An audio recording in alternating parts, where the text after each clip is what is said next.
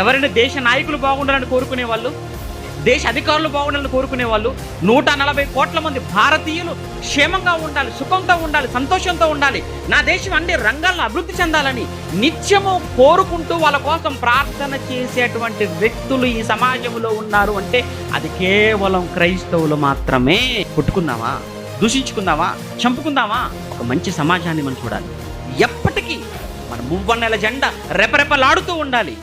ప్రపంచ దేశాలన్నీ మన దేశం వైపు తల ఎత్తుకొని చూసే విధంగా ఉండాలి తప్ప తల దించుకునే విధంగా ఉండకూడదు అన్నది ఒక క్రైస్తవ భారతీయుడుగా కోరుకునే ఒక కోరికండి. ఇది మన అందరం కోరుకునేది. మన దేశం బాగుండాలి, మన దేశం అభివృద్ధి చెందిన దేశముగా ప్రపంచంలో అగ్రస్థానంలో ఉండాలి.